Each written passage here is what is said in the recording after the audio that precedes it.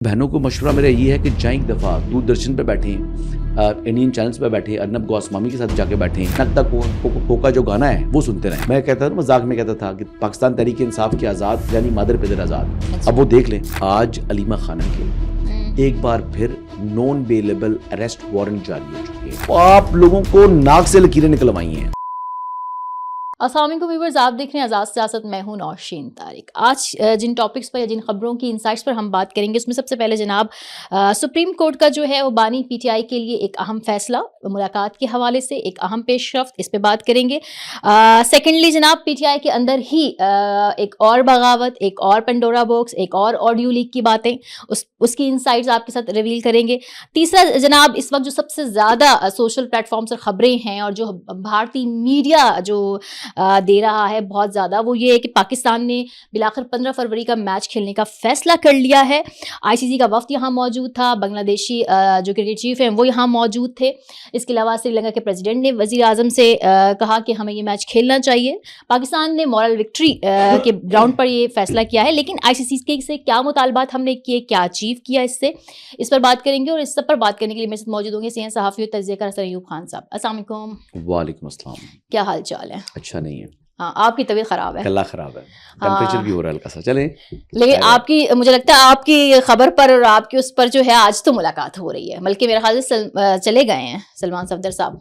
मुझे तो डर लगा हुआ था कहीं ऐसा ना हो कि मुलाकात ना हो। और देखिए, chief justice supreme court of Pakistan है, वो चीफ जस्टिस पाकिस्तान है, जस्टिस जया अफरीदी।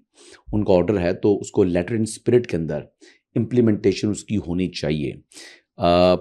देखिए, कोई बनाना रिपब्लिक नहीं है पाकिस्तान, और ये मुलाकातें अगर ना होती तो फिर मैंने ही सबसे ज़्यादा क्रिटिसाइज़ करना था गवर्नमेंट के ऊपर भी, क्योंकि चीफ जस्टिस जया अफरीदी का जो ऑर्डर है वो कोई ऐसा ऑर्डर नहीं था कि जिसको हवा में उड़ाया जा सके।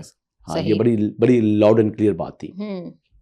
सेकंड, चीफ जस्टिस ने जो ऑर्डर दिया उसमें इम्प्लीमेंटेशन को इंश्योर करने की डायरेक्शंस है अटॉर्नी जनरल फॉर पाकिस्तान जो है उनको।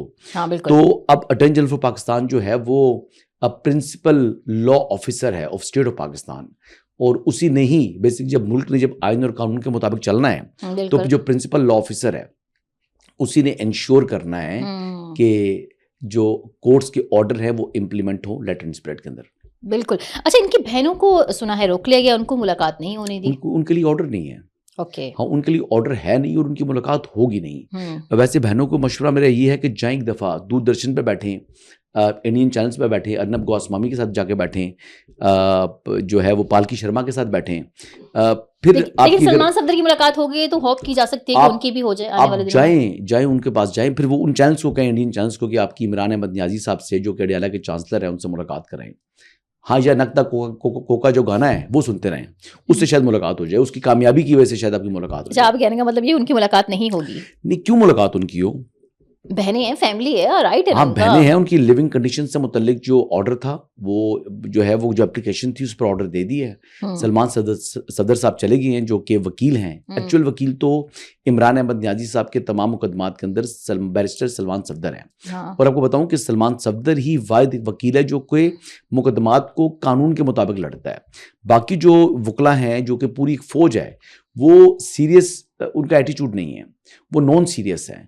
9 मई के अंदर जिस तरह मुख्तलिफ लोगों को सजाएं हुई हैं उसकी एक बुनियादी वजह यह थी कि उन्होंने अपने मुकदमात को सियासी अंदाज में लड़ा है, ना कि कानूनी अंदाज में। अच्छा, ये वजह रही है। अच्छा, पीटीआई के अंदर रात से खबरें आ रही हैं जनाब की बगावत है कोई। जुनेद अकबर साहब ने जो है वो अपने चीफ वेब को हाँ कहा कि मैं उनको नहीं मानता, उनकी दादागिरी है, मुझे बोलने नहीं दिया जाता। कह रहे थे कि जी एक ही मखसूस लोगों को बार बार बोलने का मौका मिलता है। वो कह रहे थे गुज़िश्ता रमज़ान के वक्त मैंने 1 साल पहले मैंने खड़े होकर बात की थी, तो फिर हमें आने की जरूरत क्या है?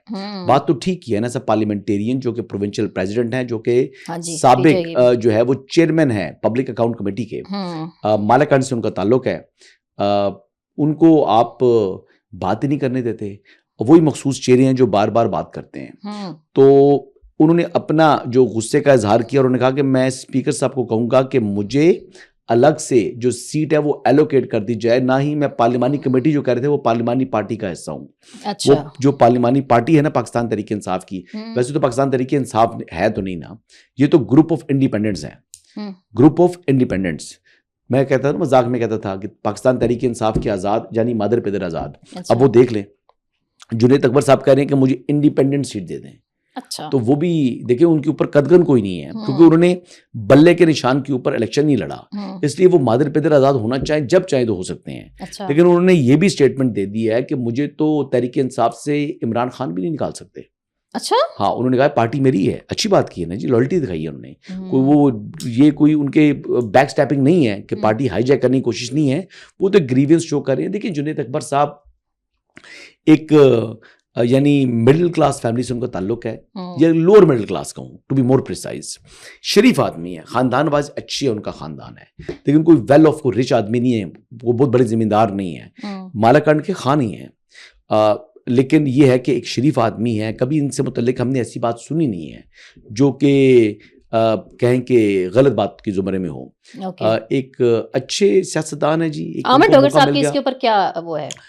आमिर डोगर साहब भी वो कह रहे थे जी कि मैं बिल्कुल स्पीकर साहब से बात करूंगा। वो अपनी बात तो की नहीं ना, अगर स्पीकर साहब से बात करूंगा कि तमाम जो है ना वो अरकीन को जो है वो मौके मिलने चाहिए। अब जो सलमान अकरम राय साहब हैं वो भी कह रहे थे जी कि हमारा बड़ा एसेट है जो जुनैद अकबर साहब हैं। अब जुनैद अकबर ना बोलता, ये लीक ना होती तो उस बेचारे को किसी ने नहीं पूछना था।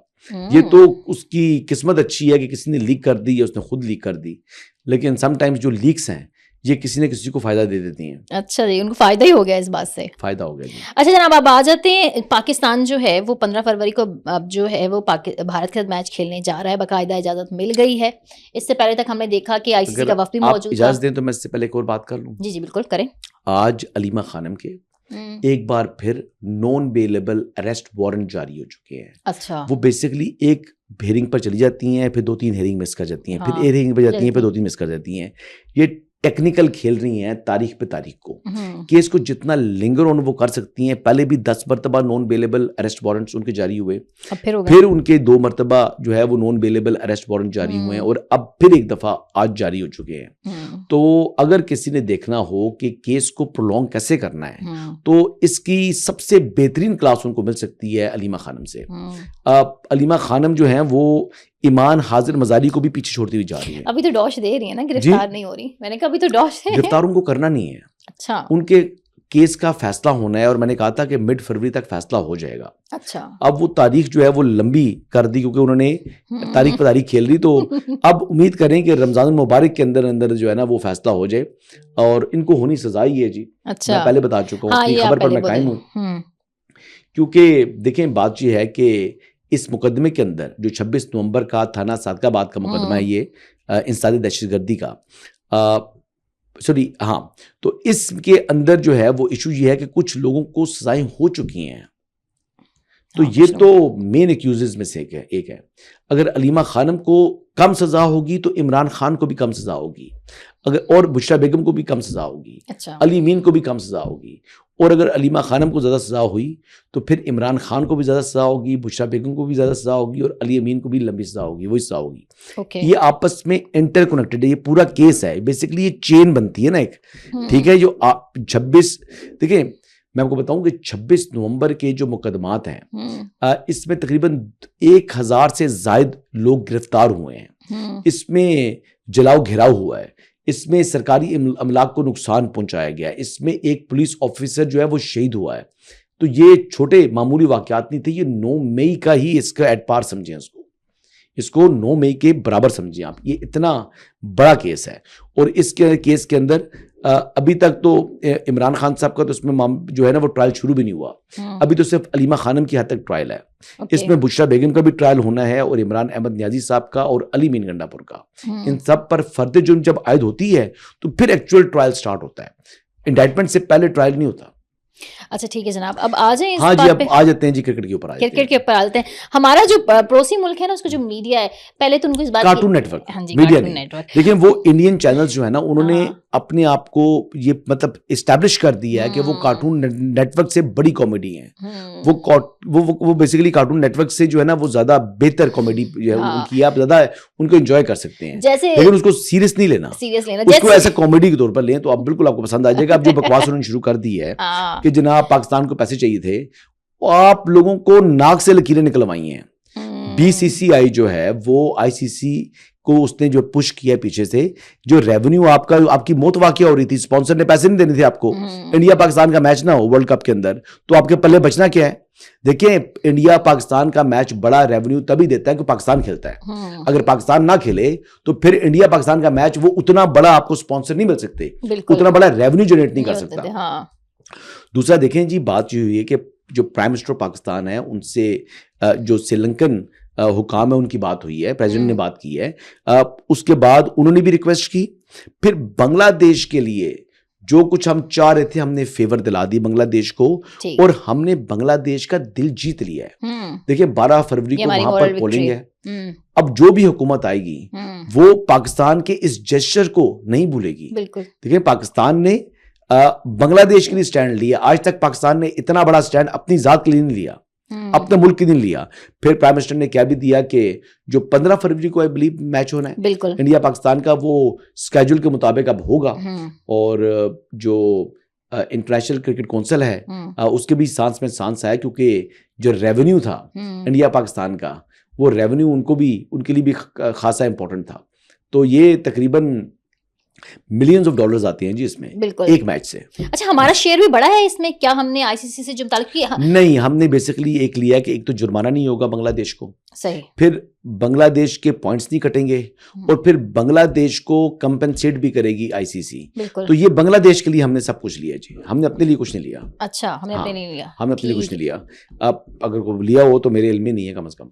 हाँ, लिया भी तो भी हमारा बनता है, क्योंकि उनके इतने बड़े मैच में हम ही होते तभी वो इतना जी, इसी वजह से होता है ना जी। और दूसरा ये था कि इमरान अहमद न्याजी साहब की अगर आज मुलाकात होती है बैरिस्टर सलमान सदर साहब से, तो वो जब बाहर आकर जो गुफ्तगू करेंगे उसके बाद एक्चुअल खबर बनेगी कि जो ये कहते हैं कि उन्हें कैद तन्हाई में रखा हुआ है, उनके साथ गैर इंसानी सलूक हो रहा है, जो वो लोग ये बात कर रहे थे कि उनकी एक आंख ज़ाया हो गई है, वो दज्जाल बन चुके हैं तो या बनने जा रहे हैं, तो ये बातें पता लगेगी कि उनकी जो है लिविंग कंडीशंस कैसी हैं, क्योंकि ये केस जो है ये लिविंग कंडीशन से मुतल्लिक ही डायरेक्शन है चीफ जस्टिस की। बिल्कुल, ठीक है। अब हमने देखना है कि वो दज्जाल हैं या वो उम्मत मुसलमा के जो है अजीम लीडर हैं।